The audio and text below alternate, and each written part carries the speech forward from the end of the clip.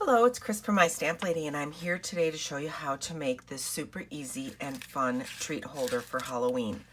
So I'm going to be using products from the Monster Bash suite, which can be found in the current Stampin' Up! Holiday catalog.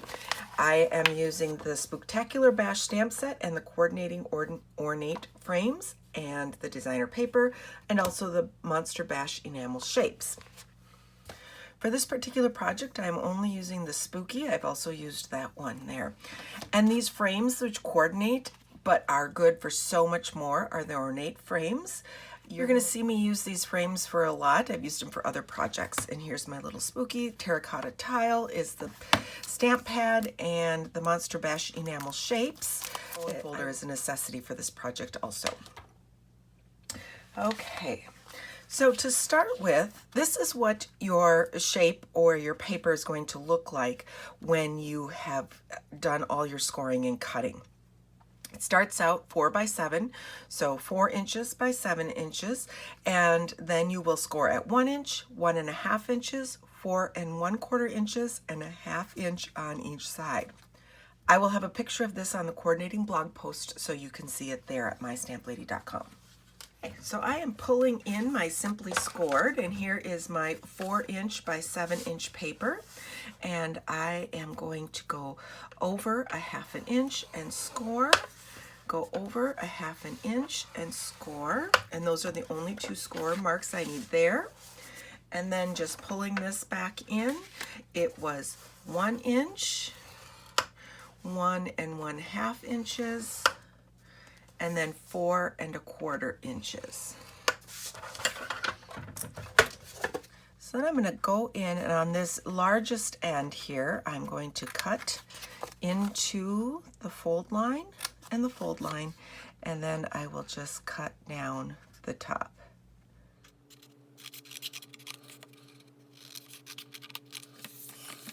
In the bottom, I'm going to clip out the edges here, and I'm coming in from an angle. This cutting the little V's will help it fold and go together more neatly.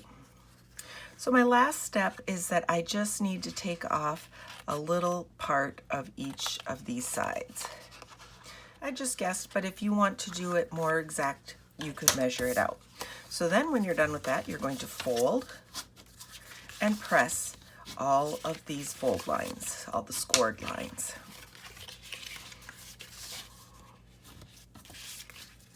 So these are the papers that I'm using from the Monster Bash Designer Series paper, and this one is going to go right up here. I liked the books for this. I thought the books worked out really well as a background for this particular project. So this piece here is 2.5 by 2 3/4, and then on the very bottom here we'll put the other piece of Designer Series paper, and this one is 7/8 inch by 2 3/4, and that will just go right in there. So the first thing I can do is I'm just going to fold this over and glue that down. I'm going to put some glue here and some glue on this side, and we'll fold that up and over and over, and then we'll just, any extra of this liquid glue dries clear, so that works out really well. And we'll do that again.